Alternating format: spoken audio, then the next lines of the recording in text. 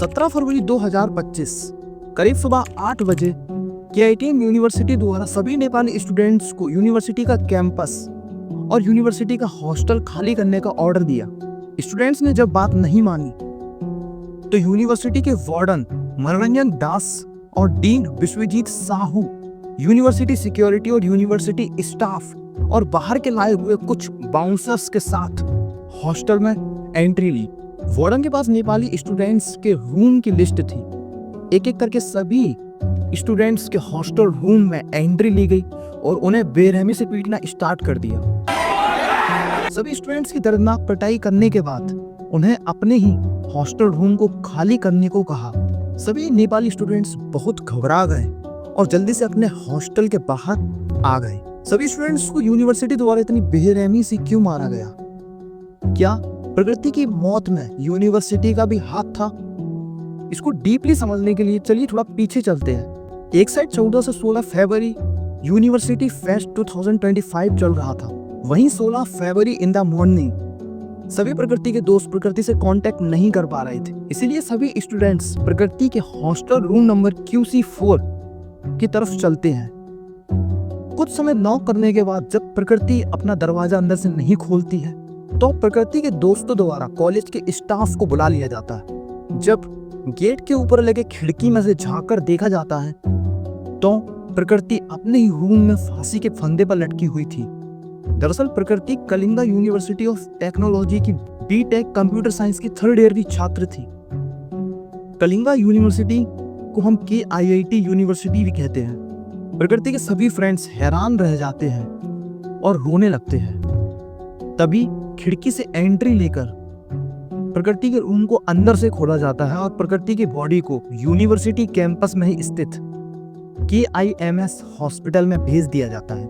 लेकिन university staff द्वारा police को कांटेक्ट भी नहीं किया जाता है। लेकिन वहीं दूसरी तरफ यूनिवर्सिटी स्टाफ एक अलग ही जुम्मे में रहता है, क्योंकि ना वो पुलिस को कॉल करता है और ना प्रकृति के रूम के अंदर किसी को जाने देता है।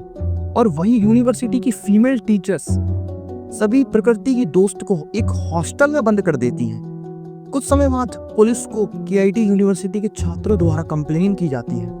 लेकिन जब प्रकृति की फीमेल फ्रेंड्स ने प्रकृति की बॉडी देखी थी तो उन्हें ऐसा लगा ही नहीं कि प्रकृति ने खुद सुसाइड की हो। उसकी बॉडी को देखकर ऐसा लग रहा था कि शायद प्रकृति को किसी ने मार के लटकाया हो। जब प्रकृति की फ्रेंड्स को प्रकृति के रूम में नहीं घुसने दिया गया और प्रकृति की फीमेल फ्रेंड्स को हॉस्टल के अंदर बंद कर दिया गया, तब सभी प्रकृति के दोस्त समझ गए थे और उन्हें सीधा प्रकृति के एक्स बॉयफ्रेंड पर शक हुआ, जिसका नाम आद्विक श्रीवास्तव था। क्योंकि आद्विक के बारे में प्रकृति अक्सर अपने दोस्तों से बातें किया करती थी। आद्विक भी KIT यूनिवर्सिटी का बीटेक 3rd ईयर का छात्र था, जो प्रकृति को कुछ मंथ से उसकी प्राइवेट वीडियो दिखाता था और उसे ब्लैकमेल करता था। आद्विक और प्रकृति लॉन्ग टाइम से रिलेशनशिप में थे, लेकिन ये रिलेशनशिप का एंड लास्ट ईयर मतलब 2024 के नवरात्रों में खत्म हुआ था। प्रकृति ने डेथ के करीब 4 वीक पहले ही आद्विक के ऊपर IRO ऑफिस में जाकर कंप्लेंट दर्ज कराई थी। दरअसल IRO को इंटरनेशनल रिलेशन ऑफिस कहा जाता है। दरअसल IRO स्टूडेंट्स, फैकल्टी और टीचर्स को इंटरनेशनल अपॉर्चुनिटीज से कनेक्ट करने में हेल्प करता है और स्टूडेंट्स को एब्रोड स्टडी करने में भी हेल्प करता है और IRO स्टूडेंट्स की कंप्लेन पर भी एक्शन लेता है। प्रकृति ने IRO ऑफिस में आद्विक के अगेंस्ट हरासमेंट की कंप्लेन दर्ज कराई थी, लेकिन IRO ऑफिसर गौतम नायक के द्वारा कोई भी एक्शन नहीं लिया गया। इसलिए सभी स्टूडेंट्स ने मिलकर IRO ऑफिसर को घेर लिया और उनसे पूछा कि आपने आद्विक के अगेंस्ट कोई भी रिस्पॉन्स क्यों नहीं लिया। 4 हफ्ते पहले इधर एक कंप्लेन हुआ, उस लड़की ने बोला कि एक लड़के ने मुझे परेशान किया है, वो मुझे हाथ लगाता है, पेनिट्रेट करता है मेरे साथ। लेकिन गौतम नायक ने इसका कोई भी जवाब नहीं दिया। इसी बीच भुवनेश्वर एयरपोर्ट पर पुलिस द्वारा आद्विक को गिरफ्तार कर लिया गया। लेकिन जब पुलिस ने आद्विक का बोर्डिंग पास देखा तो पता चला कि आद्विक ने फ्लाइट का टिकट 16 फरवरी को दोपहर में करीब 1:47 पर बुक किया था और वहीं दूसरी तरफ 3:30 बजे प्रकृति की बॉडी हॉस्टल रूम में मिली। इससे स्टूडेंट समझ गए थे कि आद्विक का कहीं ना कहीं इस मर्डर में हाथ है। क्योंकि आद्विक रिच फैमिली से बिलोंग करता है और आद्विक के फैमिली का पॉलिटिकल बैकग्राउंड भी काफी अच्छा है। इसी बात को गौर करके सभी नेपाली स्टूडेंट्स ने यूनिवर्सिटी के गेट पर धरना प्रदर्शन शुरू कर दिया। लेकिन कुछ समय बाद ही यूनिवर्सिटी स्टाफ ने सभी स्टूडेंट्स को यूनिवर्सिटी के ऑडिटोरियम में बुलाया और सभी स्टूडेंट्स को केस दबाने के लिए समझाना चाहा। से रिलेटेड जो भी एविडेंस होंगे, चाहे रूम का कोई चीजें होंगी, चाहे वो किसी भी तरह का डिजिटल डिवाइस है या किसी भी तरह का कोई पेपर वर्क है या कोई भी चीजें, वो उसी तरह से हम लोग हैंडओवर करेंगे। और लेकिन किसी भी स्टूडेंट्स ने स्टाफ की बात नहीं मानी और उल्टा स्टाफ पर ही एलिगेंस लगा दिए कि आपने प्रकृति के सभी एविडेंस को छुपाया है, जिसमें मोबाइल, लैपटॉप और डायरी शामिल थे। लेकिन इस बात पर यूनिवर्सिटी स्टाफ ने मना कर दिया कि हमने ऐसा कुछ भी नहीं किया। तो स्टूडेंट्स ने कहा कि किसी भी एक स्टूडेंट्स को प्रकृति के रूम के अंदर भेजा जाए और सभी एविडेंस की तलाशी ली जाए। लेकिन यूनिवर्सिटी के स्टाफ ने ये बात नहीं सुनी। रूम को आप देख सकते हैं, अभी रूम नहीं खोल सकते हैं। यूनिवर्सिटी की इस बात के बाद सभी स्टूडेंट्स कंफर्म हो गए थे कि प्रकृति की डेथ के इस केस को दबाया जा रहा है और यूनिवर्सिटी द्वारा अपनी यूनिवर्सिटी की छवि को बचाई जा रही है। इसलिए अगेन सभी स्टूडेंट्स ने बाहर आकर धरना प्रदर्शन शुरू कर दिया। इसलिए यूनिवर्सिटी के फाउंडर अच्युता समंता स्टूडेंट्स के बीच पहुंचे।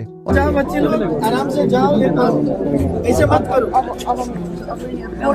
चलो। और सभी स्टूडेंट को समझाया कि आप इस धरना प्रदर्शन को बंद कर दीजिए। लेकिन आश्चर्य की बात तो ये है कि उन्होंने प्रकृति की डेथ के ऊपर कोई भी बात नहीं कही। इसलिए इस बात को गौर करते हुए स्टूडेंट्स ने भी उनकी बात नहीं मानी। इसी बीच स्टूडेंट्स के बीच धक्का मुक्की होने लगी। इसी धक्का मुक्की में केआईटी के फाउंडर जमीन पर गिर गए। इसी बात से नाराज एडमिनिस्ट्रेशन, यूनिवर्सिटी स्टाफ और यूनिवर्सिटी सिक्योरिटी द्वारा सभी मेल स्टूडेंट्स की दम से पिटाई की गई और फीमेल स्टूडेंट्स को हॉस्टल के अंदर बंद कर दिया गया और फीमेल टीचर के द्वारा उन्हें धमकाया गया। सामान जल्दी पैक करो, नहीं तो पुलिस आके पैक करेगा। सामान पैक करो, यहाँ कोई भी मुझे दिखाई नहीं देगा। पुलिस जो भी यहाँ दिखाई देगा उसके आगे उसका डिसिप्लिनरी एक्शन लूंगी। और कुछ अनाप शनाप वर्ड भी कहे गए। सब बच्चों को भी खिला रहा है, पढ़ा रहा है, फ्री में बिठा के। तुम्हारे कंट्री का उतना बजट होगा, उतना बजट होगा। 17 फरवरी 2025 करीब सुबह 8 बजे केआईटी यूनिवर्सिटी द्वारा सभी नेपाली स्टूडेंट्स को हॉस्टल और कैंपस खाली करने का ऑर्डर दिया। ये ऑर्डर नहीं मानने पर करीब 500 स्टूडेंट्स की अंधाधुंध पिटाई की गई और बसेस के द्वारा आसपास के सभी स्टेशंस पर छोड़ दिया गया। यूनिवर्सिटी ने सभी स्टूडेंट्स को अलग अलग स्टेशन पर छोड़ा क्योंकि वह दोबारा साथ मिलकर धरना प्रदर्शन नहीं करने लगे। इसीलिए सुबह से शाम हो गई और सभी नेपाली स्टूडेंट्स स्टेशंस पर भूखे प्यासे भटकते रहे और देखते ही देखते ये खबर नेपाल की एम्बेसी में जा पहुंची और कुछ ही समय में दिल्ली से 2 नेपाली ऑफिसर्स को उड़ीसा भेज दिया गया और पूरी केस की जांच करने को कहा। लेकिन जैसे ही ये बात केआईटी यूनिवर्सिटी को पता चली तो केआईटी यूनिवर्सिटी के स्टाफ और कुछ पुलिस ऑफिसरों की सहायता से सभी स्टूडेंट्स के पास दोबारा गए और उन्हें दोबारा हॉस्टल में आने के लिए फोर्स किया गया। पीछा कर रहे हैं, रेलवे स्टेशन तक पीछा कर रहे हैं। तो लोग हम लोग ना जाने दे रहे हैं, ना कुछ कर रहे हैं, लात मार के निकाल दिए और यहाँ तक हम लोग पीछा कर रहे हैं। अगर आप लोग जबरदस्ती करेंगे हम लोग के साथ तो हम लोग वीडियो करके अपने कंट्री में भेज देंगे। जिसमें पूरी रेलवे स्टेशन पर अनाउंसमेंट करवाया, बस स्टैंड पर सभी छात्राओं के लिए अनाउंसमेंट करवाया कि वह अगेन केआईटी यूनिवर्सिटी के अपने अपने हॉस्टल में जाके रहे। वहीं दूसरी तरफ यूनिवर्सिटी ने सोशल मीडिया पर कुछ telephone number, helpline number issue करने का ढोंग रचा और सोशल मीडिया पर कहा कि हमने किसी भी स्टूडेंट्स को भगाया नहीं है, सभी स्टूडेंट्स अपनी मर्जी से बाहर गए थे। यूनिवर्सिटी सारे स्टूडेंट्स को वापस लाने में कामयाब तो हो गई, लेकिन अगेन यूनिवर्सिटी ने एक और चाल चली जिसमें सभी स्टूडेंट्स को एक एक पर्चा थमा दिया गया, जिसमें यूनिवर्सिटी की कुछ शर्तें थीं। कुछ समय में ही पूरी ऑल इंडिया में ये खबर फैल चुकी थी और यूनिवर्सिटी काफी डर चुका था। इसलिए यूनिवर्सिटी अपोलोजाइज मांगने की वीडियोस बना के यूट्यूब पर डालने लगा। जिन जिन अधिकारियों ने स्टूडेंट्स को धमकी दी थी उन सभी अधिकारियों की माफीनामा एक एक वीडियो वायरल हो गई। Moment to apologize for my recent remarks regarding Nepal. Any of my statements has hurted the sentiment of my Nepali students or people of Nepal. I apologize for it sincerely. और to senior hostel officer और एक आईआरओ officer को suspend करके कुछ समय jail में रखने का ढोंग किया और उन्हें जाने दिया। 18 फरवरी को सभी नेपाली स्टूडेंट्स ने प्रकृति की डेथ के लिए एक शांति मार्च निकालना चाहा और वहीं यूनिवर्सिटी द्वारा कुछ युवा नेताओं को शांति मार्च में घुसेड़ दिया गया और उस शांति मार्च में भयंकर हंगामा करवाया, जिसमें KIT यूनिवर्सिटी के आसपास की जगह पर तोड़ फोड़ करवाया, जिससे सभी नेपाली स्टूडेंट्स के प्रति लोगों की निंदा हो। कह सकते हैं कि ये एक यूनिवर्सिटी की चाल थी जिससे प्रकृति के डेथ से मुद्दा हटाया जा सके और सभी स्टूडेंट्स को दोषी ठहराया जा सके। पार्टी का पता नहीं कौन कौन नेता लोग आके हम लोग को ज्वाइन कर लिया था। एकदम से बात करते करते वो लोग क्या किया ना, मतलब गेट का आई लव किट बोल के एक बड़ा सा साइन है हम लोग के एकदम मेन गेट पे, उसको गमला मार के तोड़ने लगा।